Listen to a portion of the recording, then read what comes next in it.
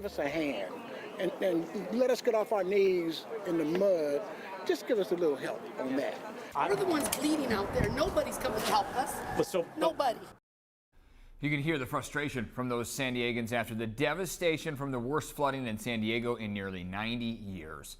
So glad you're with us at 11 a.m. here on this Wednesday. Staying on top of the aftermath of Monday's storm here, I'm Eric Connard. And I'm Anna Laurel in for Net Air Rampur. We're learning more about the people affected by Monday's historic flooding.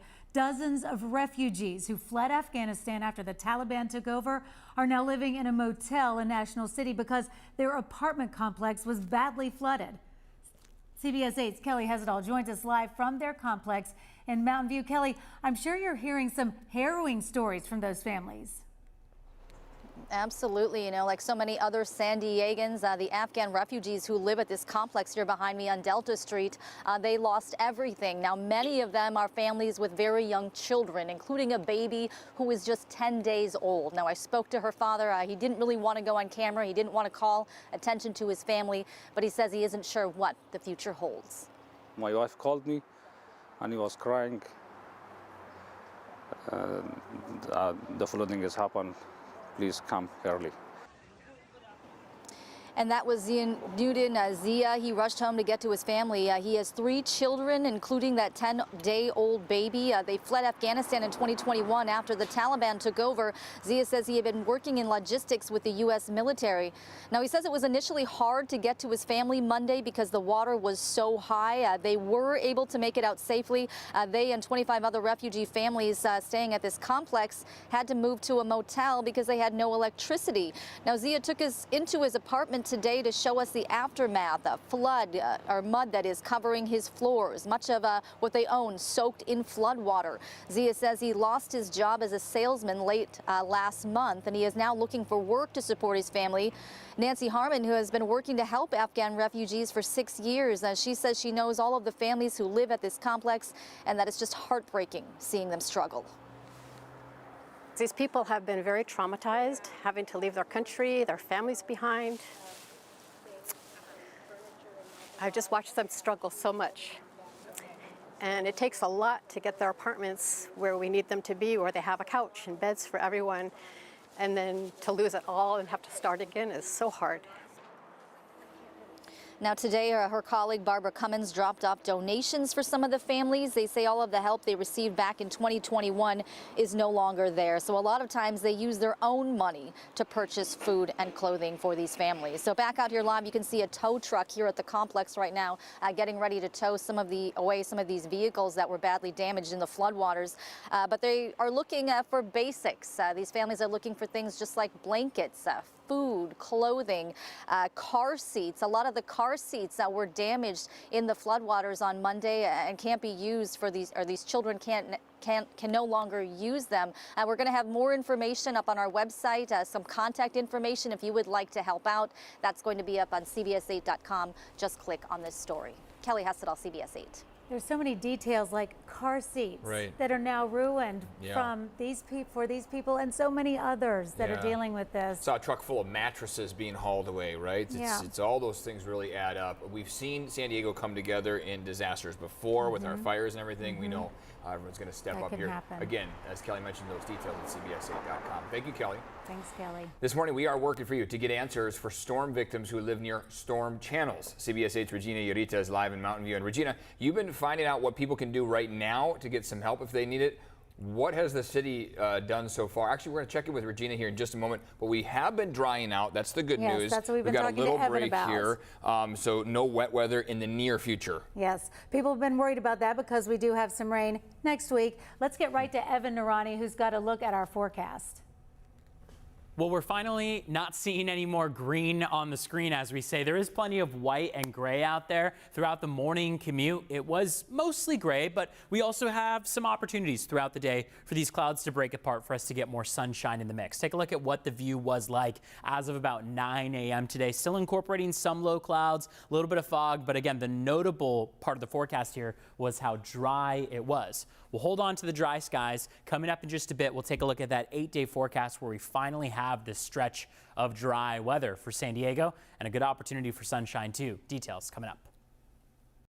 Okay, now we want to get answers for those folks that live near those storm channels. They've been having a lot of problems. That's right. That's where we saw all that bad flooding. CBS 8's Regina Ureta is live in Mountain View, one of the hardest hit areas. Regina, you've been finding out what people can do right now to get help. What has the city done so far?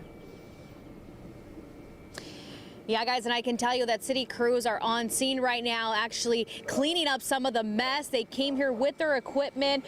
They've been actually clearing up some of the piles of trash that was somebody's belongings at one point. But you can still see we are surrounded by mud. There's mountains and mountains of mud here, especially people's belongings here that is just not usable. Just so much clothes, furniture. This is what we're looking at. But city crews are finally here picking up, sweeping the streets and clearing up some of the area. They're also renewing some of the pipes. We've actually seen them put new pipes for this area, but this is on 42nd Street. I did talk to a resident on 33rd. She's still waiting for city crews to clean up her area, and this is what she told us.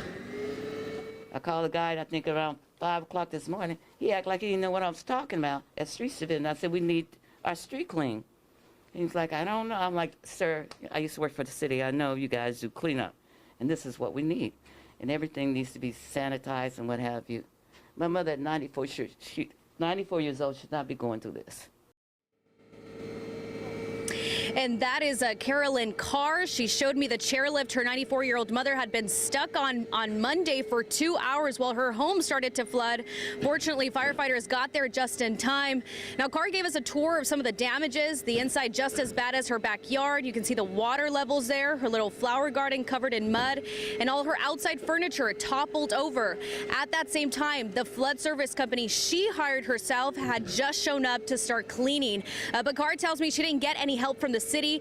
You just heard her seconds ago saying that she called to get some direction, and it seemed like the workers didn't even know where to direct her to. Carl also tells me that she had asked the city several times about the inadequate storm drainage and the lack of maintenance. Last week, she immediately contacted the city, urging someone to come and make sure that storm drain was cleared. And again, no one came.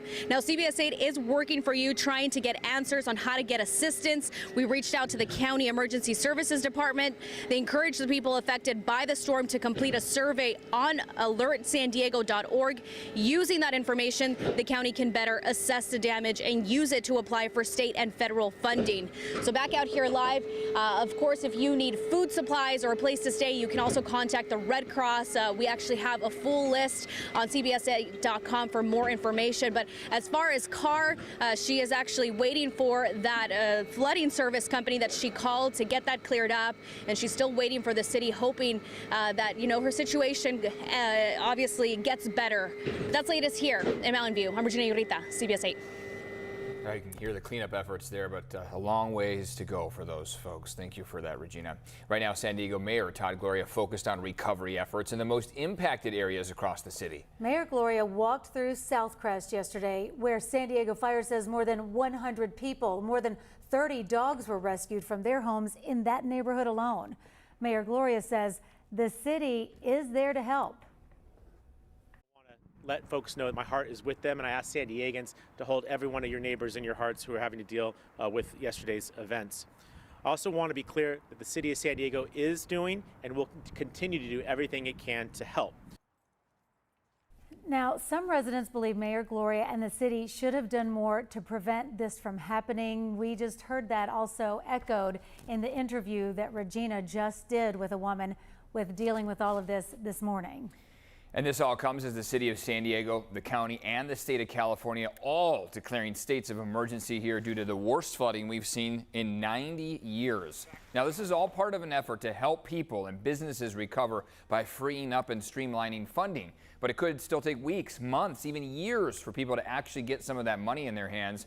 Some impacted residents tell us they blame the city due to a lack of maintenance on those nearby flood channels.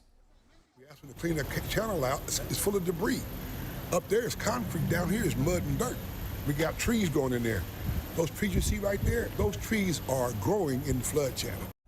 The flood channel that overflowed is called South Choyas Creek, and it runs from Mountain View to Southcrest. City records show it was supposed to be maintained as part of an emergency maintenance plan dating back to 2016. but the city says high costs and environmental reviews hindered those efforts. Environmental agencies require us, when we remove vegetation from our channels, we have to mitigate or purchase land or put that native vegetation back somewhere off-site. The city is hopeful that now that a state of emergency has been declared, federal funds might flow in to the maintenance of these flood control channels, perhaps preventing another disaster. The severe flooding left so many cars flooded and damaged. CBS 8 is working for you to find out what you need to get compensation. One attorney tells us it should be covered under auto comprehensive coverage for most people. He says the most important thing is to get your claim in before they start to pile up. Document, document, document. Photograph it, videotape it, and then make the claim as soon as possible. Now, that attorney says the insurance company will only pay to fix your car up until a point. If they think the damage will cost more to fix, they'll pay you the fair market value for your vehicle, which could be lower than what you owe or paid for. Stay with CBS 8 for the latest on the storm recovery. You can also go to CBS8.com and visit our social media pages.